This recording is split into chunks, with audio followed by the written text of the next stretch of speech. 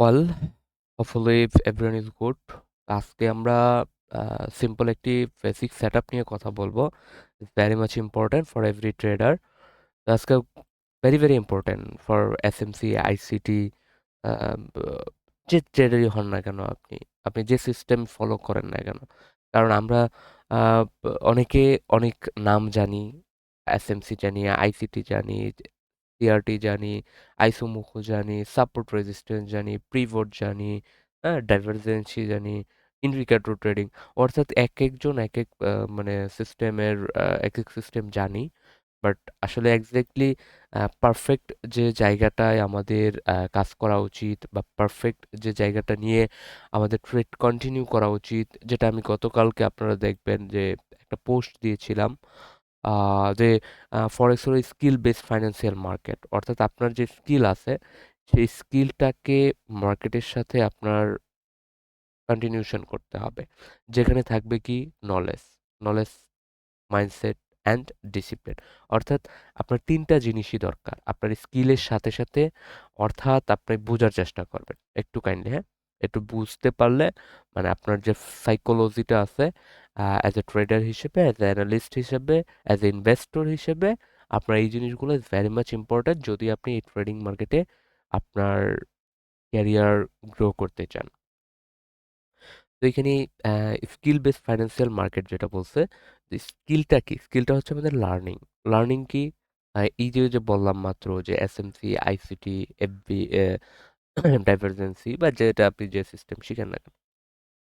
আর knowledge কি, এই যে আপনি মানে যা যা শিখলেন সেই জ্ঞানটা নেওয়ার পর আপনি সেটার সাথে আপনার মাইন্ডটাকে অ্যাড করবেন এবং ওইখানে যা যা শিখছেন, কি কি ডিসিপ্লিন, কি কি রুলস ছিল, কি কি রেগুলেশন ছিল, আমাদের কোন সময় অ্যাজ এ এন্ট্রি নেওয়া উচিত, কোন সময় মার্কেট থেকে বের হওয়া উচিত, কোন কোন সেশন ফলো করা উচিত, সেই জিনিসগুলো আমাদের বোঝা উচিত। লাস্ট 4-5 ইয়ার্স, লাস্ট 4-5 ইয়ার্স যে আপনাদের সাথে মেন্টরশিপ নিচ্ছি, এই মেন্টরশিপের এক্সপিরিয়েন্স থেকে দেখতে পাচ্ছি, কথাটা ভালো করে শুনবেন, যে মোস্ট অফ দ্য লোজার ট্রেডারের মানে মোস্ট অফ দ্য লোজার, হ্যাঁ, লাইক দিস, ধরেন কি, মোস্ট অফ দ্য লোজার ট্রেডারের কাহিনী কি, যে ওরা হচ্ছে আপনার করবে একদিনে, মনে করেন 500 প্রফিট করছে, ইজ গুড। 500 প্রফিট করে সে ক্ষান্ত হয় নাই, মানে সে 500 প্রফিট করেও সে কি হয় নাই, ক্ষান্ত হয় না। তার কথা হচ্ছে আজকে আমি 1000 করে ফেলবো, অর্থাৎ ওভার ট্রেডিং করবে। ওভার ট্রেডিং করতে গিয়ে এই 500 1000 সব শেষ করে লাস্ট অ্যাকাউন্ট জিরো করে রাত্রের বেলা ঘুমাইতে যায় আর চিন্তা করে ভাই জীবনে কি করলাম, এই ভুলটা না করলেও হইতো। ঠিক ঠিক তেমনই যখন আমরা লস করি, অর্থাৎ এই জায়গা থেকে আমাদের কি শিখতে হবে, এই জায়গা থেকে হচ্ছে আমাদের একটা লিমিটেশন রাখতে হবে, যে আমার উইকলি বা পার ডে আমার এত পিপস আমি গেইন করব। লাইক আমি 500, 1000 যে পিপসি গেইন করি না কেন, আমার ইজ এনাফ। মোটামুটি আমি রিয়েল থেকে আমি বের হয়ে আমি কি করব, আমার ডেমোতে প্র্যাকটিস করব। অথবা আপনি আপনার অন্য অ্যাকাউন্টে, যে অ্যাকাউন্টে আপনার হয়তো মানে অন্যভাবে আপনি দেখেন, যেটা আপনার মানে রিয়েল, যে আমরা অ্যাকাউন্ট, একটা কথা মনে পড়লো অ্যাকাউন্টের কথা বলে, অ্যাজ এ প্রফেশনাল ট্রেডার হিসেবে আপনি মিনিমাম 2 থেকে 3টা অ্যাকাউন্ট ইউজ করবেন। কি কি অ্যাকাউন্ট? অ্যাজ এ একটা হচ্ছে আপনার পার্সোনাল অ্যাকাউন্ট, একটা আপনার বিজনেস গ্রো অ্যাকাউন্ট, একটা হচ্ছে কি প্রপ ফার্ম অ্যাকাউন্ট। এই 3টা অ্যাকাউন্ট আপনার যখন সেট আপ করবেন, তো 3 মাইন্ডসেটে সেট আপ করতে হবে। এই জিনিসগুলা মানে আপনি দেখবেন প্রিমিয়াম কোর্স করেও আপনি এগুলা পাবেন না, হ্যাঁ? আপনি এখানে যে নলেজগুলা গ্যাদার করেন। কারণ ওই যে বাংলায় একটা কথা আছে, এক্সপেরিয়েন্সের ভ্যালু আছে। অর্থাৎ আপনি যখন যে কোম্পানিতে জবে, একটা কোম্পানি যখন হায়ার করতে যাবে, তখন কিন্তু ওরা এক্সপিরিয়েন্স ওয়ালা লোক খোঁজে। কেন খোঁজে? কারণ এক্সপিরিয়েন্স ওয়ালা লোক, আ আপনি যে প্রবলেমটাতে পড়বেন, এই প্রবলেমটাতে সে তার যে লাইফে ৪ বছর, ২ বছর, ৩ বছর এক্সপিরিয়েন্স হইছে, এই এক্সপিরিয়েন্সে অনেকবার সম্মুখীন হইছে এবং সেখান থেকে সে ওভারকাম করেই আজকে এই জায়গাতে আসছে। ঠিক তেমনি আ এজন্য হচ্ছে কোম্পানি এক্সপেরিয়েন্স ওয়ালা লোক খোঁজে, যে ওই যে প্রবলেমটা হ্যান্ডেল করার ক্যাপাসিটি, যেন আবার তাদেরকে ডিস্টার্ব করতে না হয় বা ওই সময়টা না লাগে। বাট আপনি এজ এ যখন এক্সপিরিয়েন্স থাকবে না, তখন কিন্তু আপনি এই প্রবলেমটাতে পড়লে আপনি কিন্তু হাই হতাশ হয়ে যাবেন। যে আসলে how to become this position solve, মানে এই পজিশনটা আপনি সলভ করবেন কিভাবে? কি করলে আপনি হচ্ছে এখান থেকে ওভারকাম করতে পারবেন? তো এই বিষয়গুলা আ ভেরি মাচ ইম্পোর্টেন্ট।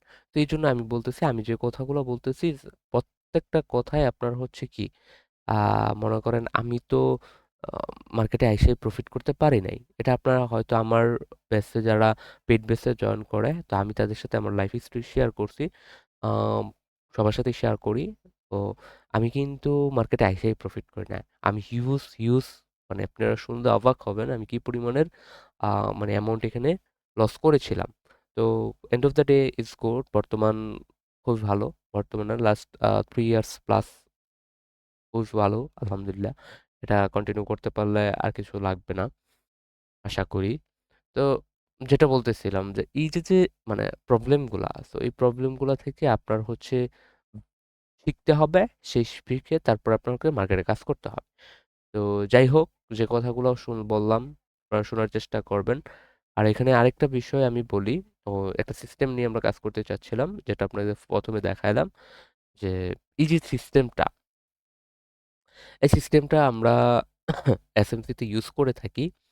আমি আমার একটা স্ট্র্যাটেজি রয়েছে, অর্থাৎ আমরা আমাদের ব্যাচে যে ৪ টা সিস্টেম নিয়ে কাজ করি তার মধ্যে এটা একটা। তো এটা খুবই গুরুত্বপূর্ণ এবং মার্কেটে 70% প্রফিট দিয়ে থাকে। This is sell zone, this is buy zone. তো এই যে জাস্ট আপনি এই প্যাটার্নটা, এটা একটা চার্ট, এটা একটা প্যাটার্ন, হ্যাঁ? তো এই প্যাটার্নটার সাথে আরো অনেক কিছু আপনাকে কম্বাইন করতে হবে। দেন তখনই আপনি 70-80% প্রফিট পাবেন। আদারওয়াইজ আপনি যদি জাস্ট এই চার্টটা দেখে জাম্প করেন আর তাহলে কিন্তু আপনি ওই যে পরিমাণের যে আউটকাম বা ফিডব্যাক এটা কিন্তু আপনি পারবেন না। তো এই জন্য আপনাদেরকে এই প্যাটার্নটা আমি মনে হয় একটা ভিডিও আছে, আমি লিঙ্ক সহ দিয়ে দিচ্ছি। আপনারা সেই ভিডিওটা দেখে নেবেন যে আসলে এটি কিভাবে কাজ করে। তারপর আমি ছোট্ট একটা সামারি দিয়ে দিই। দেখেন এই যে PY zone, PY zone point of interest আমরা জানি কোথায়। তারপর কোথায় লিকুইডিটি নিছে সেটা। তারপরে আমরা চক হওয়ার পরে একটা মার্কেট চক হওয়ার পরে রিট্রেসমেন্ট কোন জায়গা থেকে নিছে। তারপর হচ্ছে এই যে ডিসপ্লে কি লিখছে ডিসিপ্লিনমেন্ট, হ্যাঁ? তারপরে এই যে মানে রিট্রেসমেন্ট নেওয়ার পরে যে গ্যাপটা রয়েছে বিজি বা ডিসকাউন্ট জোন, এই জোনটাতে আসার পর কি ধরনের কনফার্মেশন দিলে তখন আমরা আসলে মনে করব বা আহ, বুঝতে পারবো যে এই যে পারফেক্ট সেট আপ বা valid set up, not fake zone. তো এই যে জিনিসগুলা, এই জিনিসগুলো আমাদেরকে ওভারঅল বুঝতে হবে। So, তাহলেই কেবল আমরা মানে আপনি যে সিস্টেমটা আমি বারবার বলি আপনাকে এই সিস্টেম শিখতে হবে, এটা যদি আপনার কাছে নতুন মনে হয় আপনি শিখেন না। আমি বলবো আপনি যেটা জানেন সেটা সাপোর্ট হোক, রেজিস্ট্যান্স হোক বা আপনি যেটা দিয়ে, কারণ মোস্ট অফ দ্য ট্রেডার্স তারা সাপোর্ট রেজিস্ট্যান্স দিয়েই এই মার্কেটের যাত্রা শুরু করে। অর্থাৎ আপনার কাছে যেটা ভালো মনে হয় বা যেটা ভালো বুঝেন আপনি সেই সিস্টেমটা নিয়ে কাজ করেন, সমস্যা নেই। বাট সেই সিস্টেমটার উপর আপনার নিজেকে বিশ্বাস রাখতে হবে। আর নিজে বিশ্বাস কখন রাখতে পারবেন? যখন ওই সিস্টেমটা পারফেক্টলি কাজ করে। এখন ওই সিস্টেমটা পারফেক্টলি কাজ করে কি না সেটা আপনি কিভাবে জানবেন? এটার জন্য ডেফিনিটলি আপনাকে কি করতে হবে? ব্যাক টেস্ট করতে হবে। ব্যাক টেস্ট করতে পারলেই আপনি যখন ব্যাক টেস্ট করে ফলাফল পাবেন তখনই আপনি বুঝতে পারবেন যে কাজ করতেছে কিনা। আশা রাখি যে আপনারা ওই ভিডিওটা দেখবেন এবং এই যে কথাগুলা বললাম, প্রত্যেকটা কথা আপনি যদি এই ট্রেডিং সেক্টরে থাকতে চান, তাহলে প্রত্যেকটা কথা আপনি মানতে বাধ্য। মানতে হবে আপনাকে। আদারওয়াইজ আপনি আ এখান থেকে বেটার আশা করতে পারেন না। আপনি যদি ডিজার্ভ করেন, ডিজার্ভ করার জন্য আপনাকে কি সেই পরিমাণের এফোর্ট দিতে হবে। দেনই আপনি সেখান থেকে বলতে পারি, অনেকে বলে না যে, "ইউ ডিজার্ভ ইট।" অর্থাৎ কি সে অনেকদিন ধরে এখানে লেগে আছে বা চেষ্টা করতেছে, যার কারণে আমরা বলি কি সে এটা প্রাপ্য, ডিজার্ভ ইট। তো আপনি এখান থেকে লেগে না থাকলে বা আপনি এখান থেকে লার্নিং না করলে, স্কিল বেস মানে স্কিল আপনার সাথে অ্যাড না করলে আপনি এখান থেকে ডিজার্ভ করতে পারেন না। তো আপনার কাছ থেকে নিয়েই নিবে। তো আশা করি সবাই সুন্দরভাবে ট্রেড করবেন। Sorry. আর দেখি আমিও চেষ্টা করব উইকলি মিনিমাম ২টা টপিকস নিয়ে কথা বলার। তো ভালো থাকবেন। ধন্যবাদ।